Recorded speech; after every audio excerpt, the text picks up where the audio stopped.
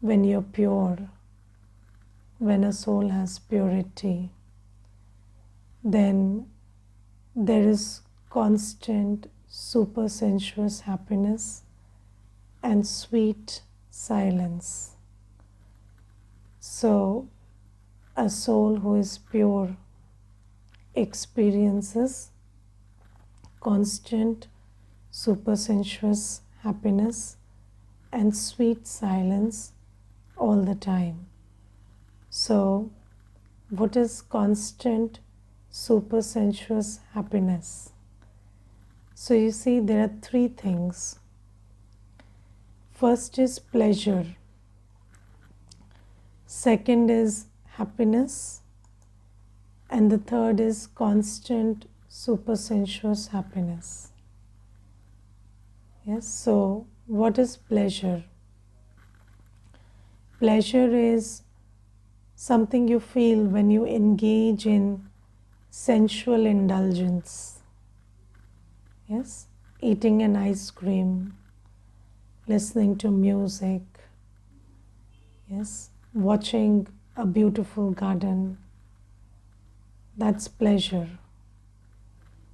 So when your inner experience is based on a sensual indulgence, so there are five senses: the sense of smell, touch, sight, sound, hearing, yes, and tongue. So these five senses, through touch, through smell, through sound, through taste, yes, so you are always engaging in, or through smell, you feel a certain kind of, a different experience inside. That experience is pleasure, and pleasure makes you run after it, because when there is an experience of pleasure, you have to constantly indulge again to experience the same pleasure. Yes, so you cannot eat an ice cream today and remember it tomorrow and feel happy, can you? If you eat an ice cream today, or you ate an ice cream yesterday, and today you want to again experience that ice cream, you have to eat it again, because it makes you run after itself. Pleasure is something that makes you very dependent. It makes you run after itself. And the nature of pleasure is, with each increasing consumption, the amount of additional pleasure you feel keeps diminishing. So pleasure is subject to diminishing marginal returns. So, with every extra unit, you feel less pleasure. Yes, do you remember how you felt when you first, maybe had an ice cream, or dived into water, or, had some sensual experience, and how you first felt it the first time, and then how you feel when you do it today? So there's a lot of difference, because pleasure is subject to diminishing marginal returns, and because of that, you have pleasure makes you an addict. So you will always keep running after it, and it will make you feel emptier and emptier. So that's pleasure. So this session I thought is very important, because sometimes you don't make a distinction between pleasure and happiness and constant super sensuous happiness. So these days, people don't understand happiness. So they will say eating an ice cream is happiness, or going on a holiday is happiness, or having a cup of coffee with your loved one is happiness. That is not happiness, that is sensual pleasure. And when that is gone, you will long for it, yearn for it, and you will miss it, and it will make you miserable. So that's the nature of pleasure. And when you say we saw men good times, and you always remember good times very sadly, because those good times means those times when you engaged in sensual pleasure always. So it could be, going on an outing with someone or something. And then, sometimes I'll also give you one very interesting example. So there was this lady, and she said that, she's around 45, 47 years of age. And she told me that I've been married for at least 20 years now. And sister, you people talk about love and happiness and this and that, but most of us are very confused about it all the time. So I said, why?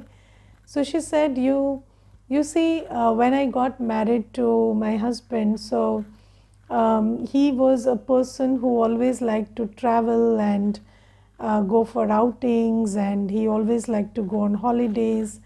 And I also enjoyed going with him. He always took me wherever he went, and we almost went on a holiday every month. And she said that we enjoyed a very good relationship, and I always thought that I am in deep love with him. But now he has developed an ailment, a physical ailment, and because of that, he is not allowed to travel. So he cannot travel, he cannot take a train or a bus or whatever. He is not allowed to travel. He, even by our own car, it's very difficult to travel. And she said that because of that, because of his restriction in movement and because of his not able to travel, we are almost always at home. And now there is no fun in life. So that holidaying is gone, everything is gone. And I think the love is also gone. So she said that although I have not expressed it to him, or I make sure that it doesn't get communicated that way, but I'm kind of falling out of love. I don't feel that same thing for him. So, sometimes, and then there are people who drink together and they think that that's friendship. So that's not friendship. This is not love.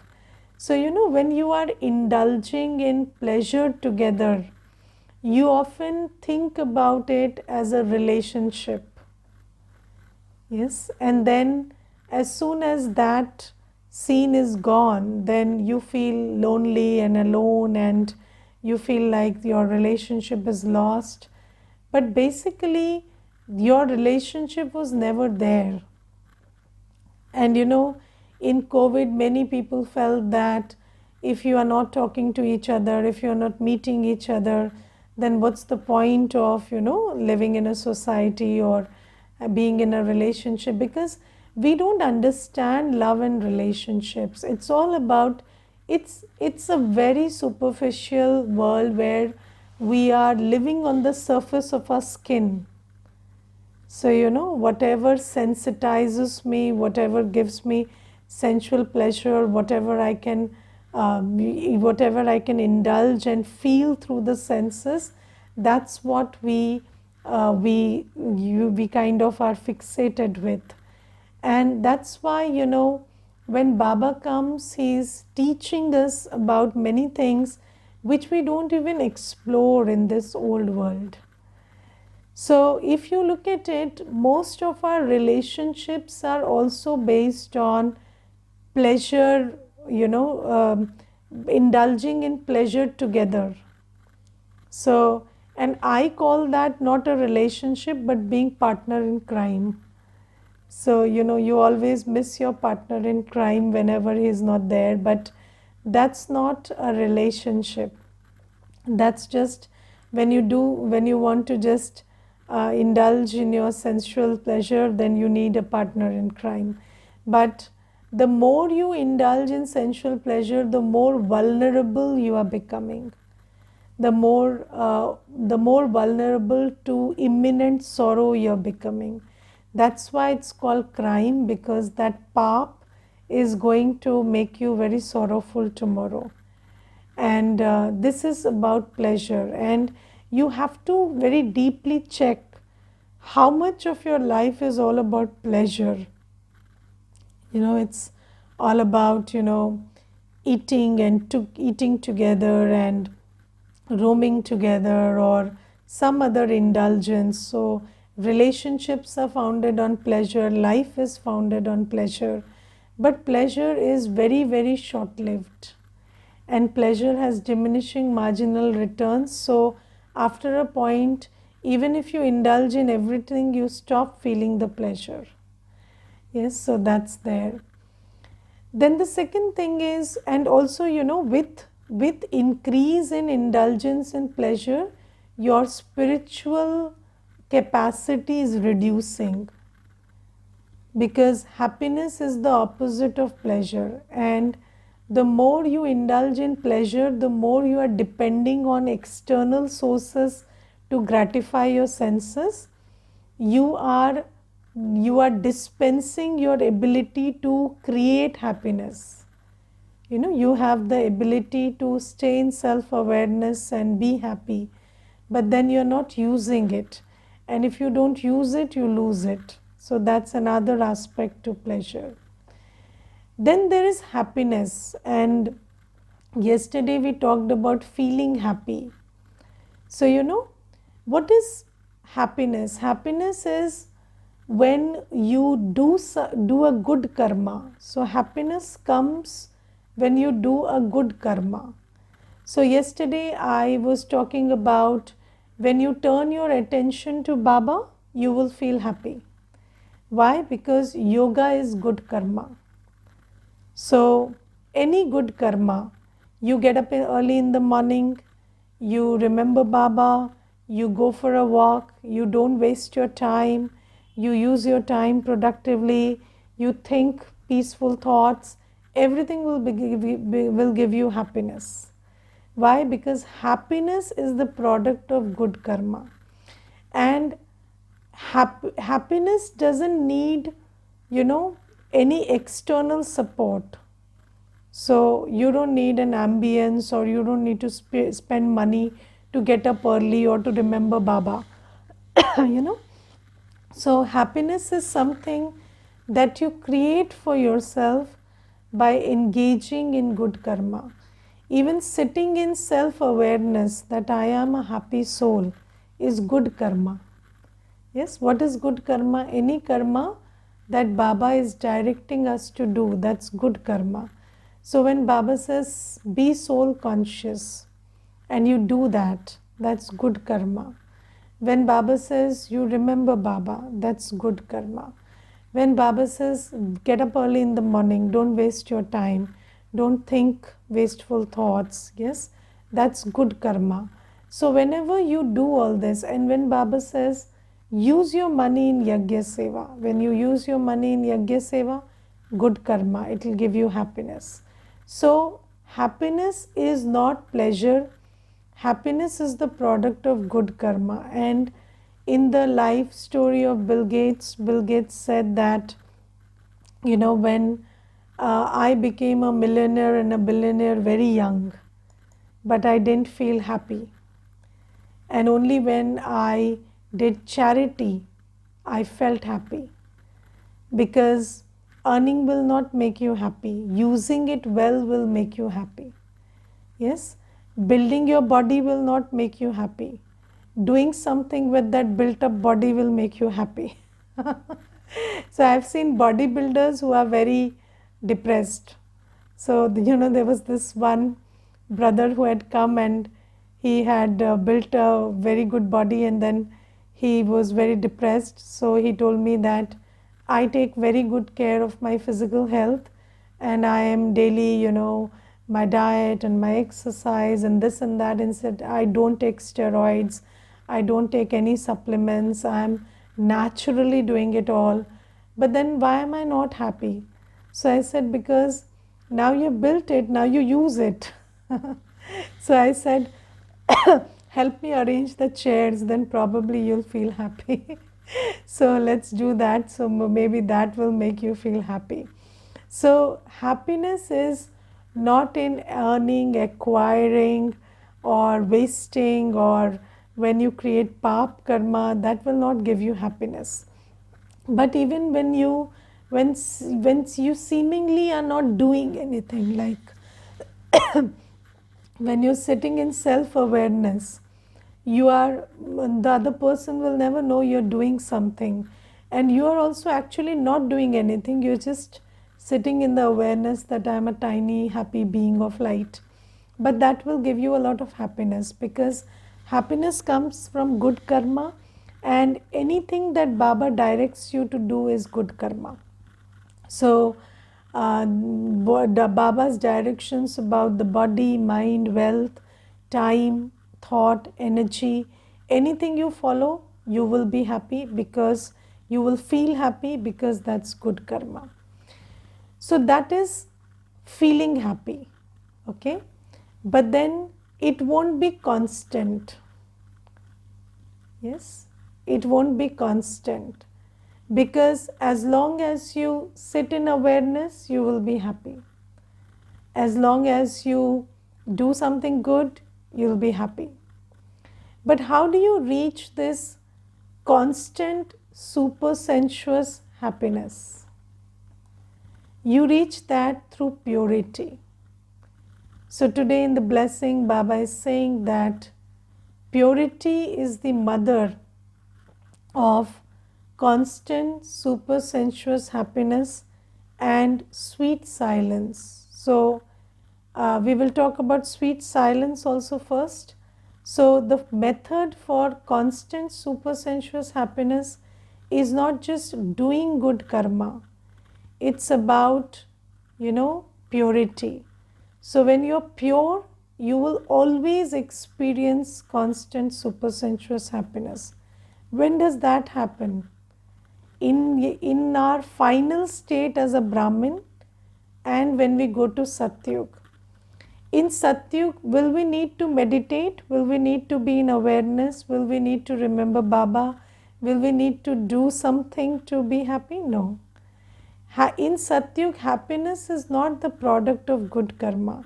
In Satyug, happiness is a state of being. Why? Because a state of constant happiness comes from purity. So in Satyug we are completely pure. So that's why there's this constant state of happiness. And Baba is today telling us that if you're completely pure, then in this birth also, in this Sangam Yugi life, you can experience constant super sensuous happiness. But what is purity? So today Baba defines purity very, very beautifully. So Baba says that purity is being brahmachari plus being brahmachari. So brahmachari means being a celibate, and brahmachari means, in Hindi, achari means the one who copies the acharan, the behavior.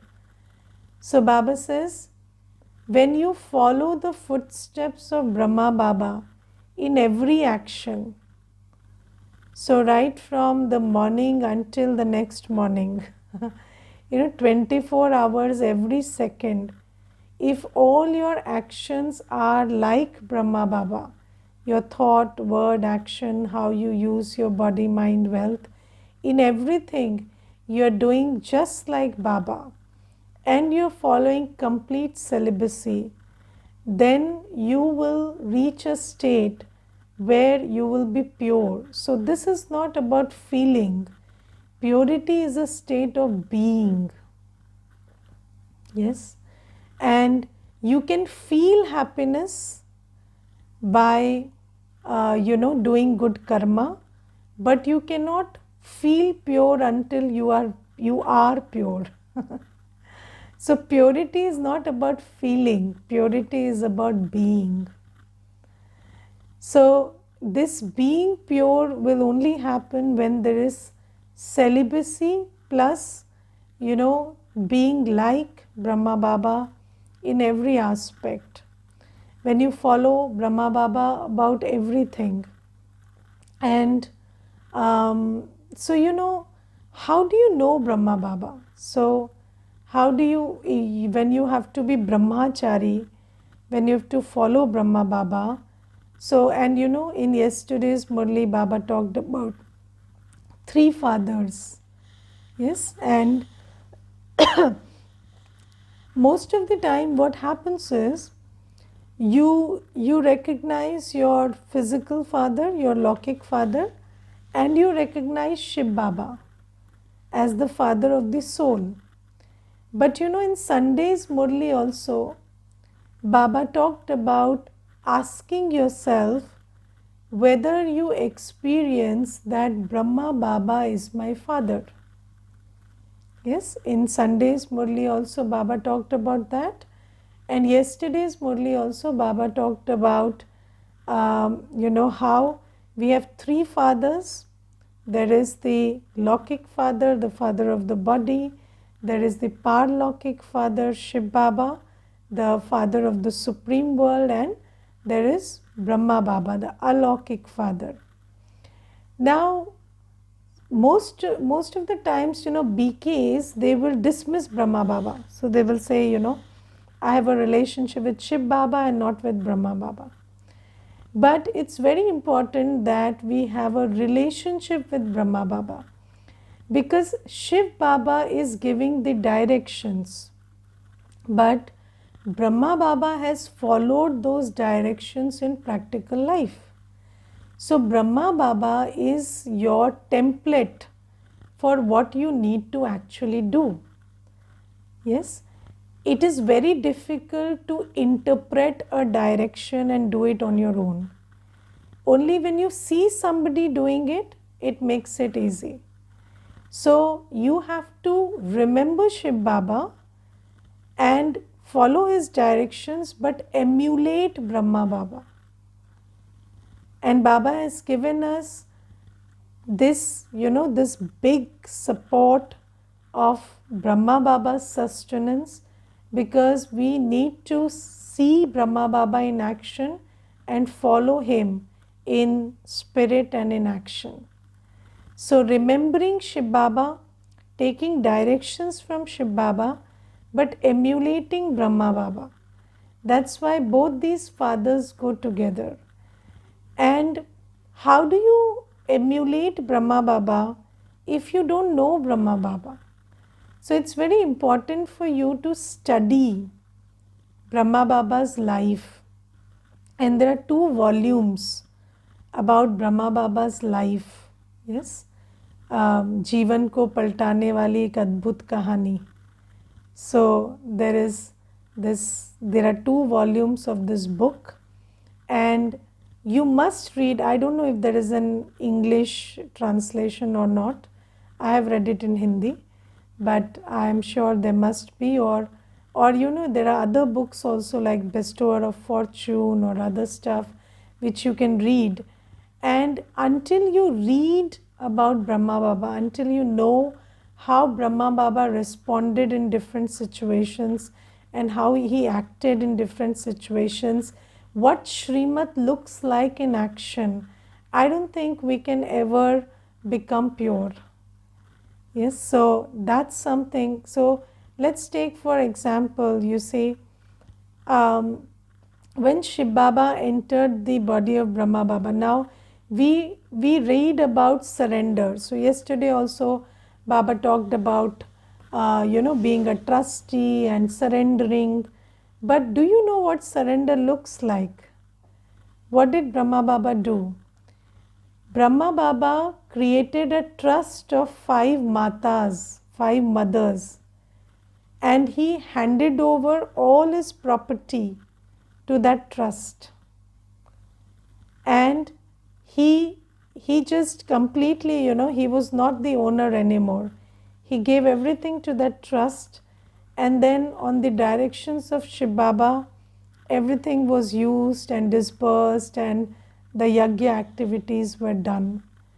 And Brahma Baba, Brahma Baba took care of his children, and they were all grown up when Shiv Baba entered. But Brahma Baba did not give any money to any child who did not live in the yagya. So, there was one son who left the yagya, and Brahma Baba did not give him any money. Why? Because Baba said that just like, when I belong to Shiv Baba is sustaining me. So if you also belong to Shiv Baba, then Shiv Baba will sustain you.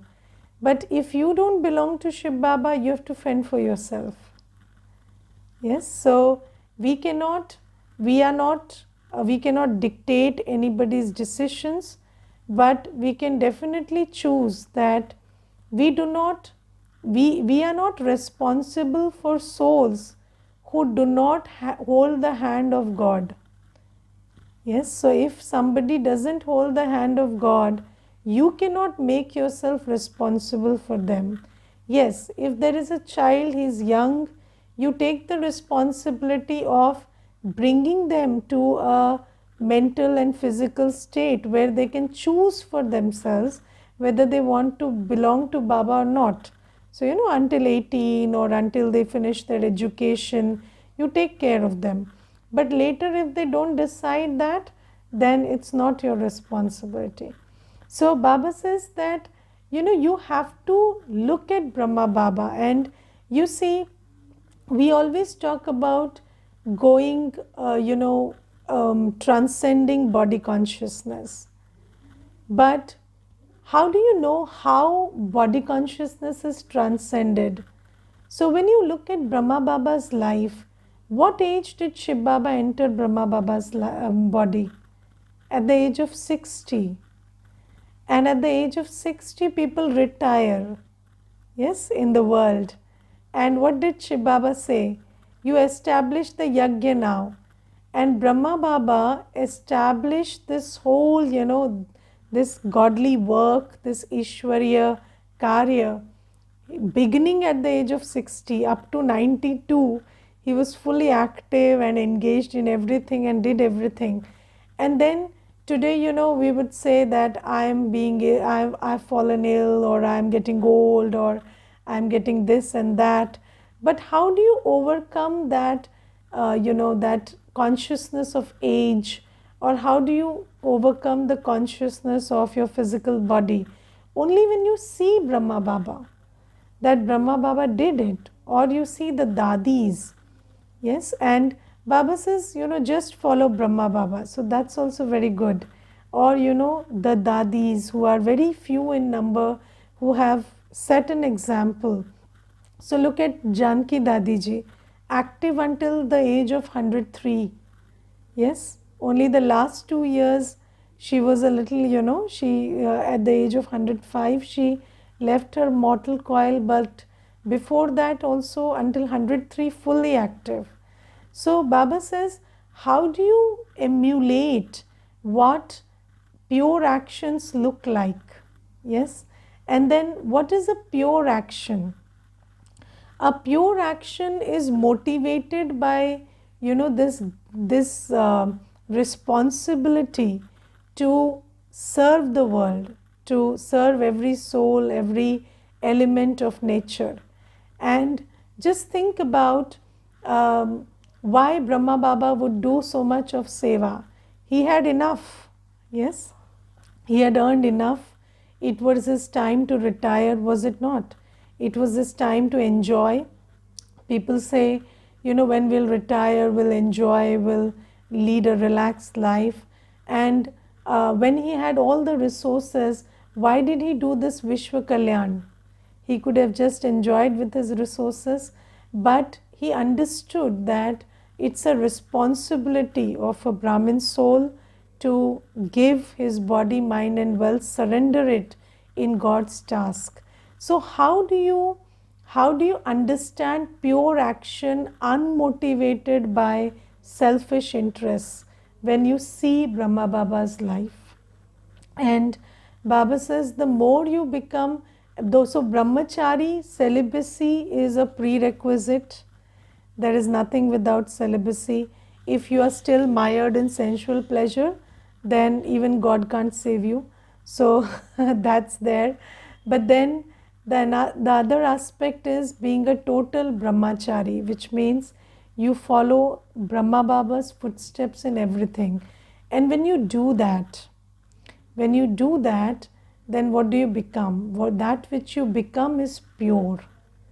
And this constant experience of supersensuous happiness and constant experience of sweet silence is a byproduct of a pure state of purity. So then you feel pure and happy and peaceful all the time, and you don't have to pay, you don't have to do something to feel pure. It's not like you have to sit in self-awareness or something. But when you follow Brahma Baba's footsteps in everything, then happiness and peace becomes your natural quality. So this is something that Baba is talking about. So there is a difference between feeling pleasure, feeling happy, and being happy. And being happy comes from being pure. That is why Baba has given us the equation that pavitrata sukh shanti ki janni hai. Purity is the mother of peace and happiness. So where there is no purity, and purity doesn't only mean celibacy, it means following Brahma Baba in every step of using your body, mind and wealth. And when that happens, then it makes you pure. And when you become pure, then constant happiness, constant peace is something you experience all the time. So this is there. And then there is the slogan which I would discuss a little, and Baba says, when you are serviceable. So who is a serviceable soul? Who is a soul who is worthy of service? So somebody who is, somebody who is a Trikal Darshi in his sense. So, somebody in the head, you are Trikal Darshi, and your heart is flowing with spiritual love. So, your head is Trikaldarshi, so your buddhi, your thoughts are all based on truth and knowledge, and you're not sensitive, you're very sensible. But then in your sensibility, you're not, what do you say? You're not dry. You're flowing with spiritual love. So you are sensible and loveful both at the same time. That's the sign of a good serviceable soul. So when you talk or when you conduct yourself, you have to know you have to be Trikal Darshi. What is Trikal Darshi? You are acting at this point of time, but you know that whatever you are doing at this point of time will have a consequence over your whole destiny. So whatever you speak, whatever you do is from that sense of awareness. So you engage in actions which you never regret later. Yes, so that's Trikal Darshi. So when you're speaking also to someone, you know that there is a past, present and future, and all three are connected. So it's not just that you give somebody some advice in the present and then it will not have a bearing on the future. So you understand the past, present and future, and you talk. So when you're looking at a soul, when you're talking to a soul, you know that soul is coming from a long journey. And you must be able to know that according to their journey, they have a lot of impure sanskars and weaknesses. Yes? And when you talk to them, you are fully aware that this is a weak soul. But then you don't talk to them as they are, but you talk to them as you want them to be. Yes? So you're not disillusioned by both of these things. It's not like you don't know the sanskars of anybody, but then you choose to see them not as they are, but as you want them to be, or as Baba wants them to be. And there's this. So let me give you an example of how you have the sense of being Trikaldarshi. So yesterday there was this girl who had come, and she is in her physical age, she is 20 years of age. So she kept telling me, you see, I'm only 20, you see, I'm only 20, you see, I have these problems, you see, I have these thought processes. So I have to understand that she's coming from that place. And when I talk, I must know that, this soul has these, so the soul thinks that I'm limited like this or like that. But I must not also judge that soul that this is a very limited soul. So I know that she can do much better than what she's doing now. So with that whole perspective, when I speak, then I have respect for who they are, and I have hope and faith in what they can become. And my words come from that place. That's called the sense of being Trikaldarshi. Yes. And she told me I've done nothing in life.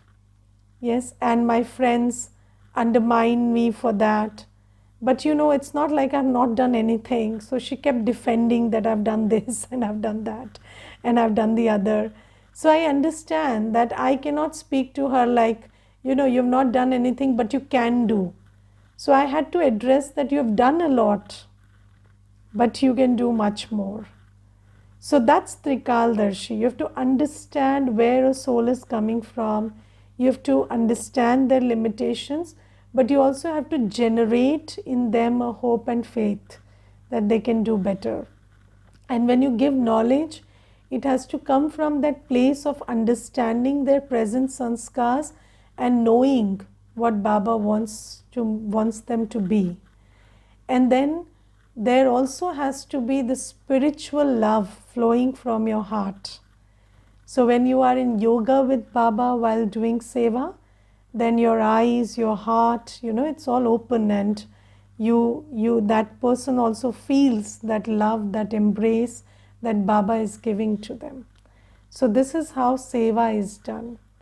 Okay, so Baba is giving us a very deep method, deep, understanding of real seva today. So bear this also in mind. Okay, Om Shanti.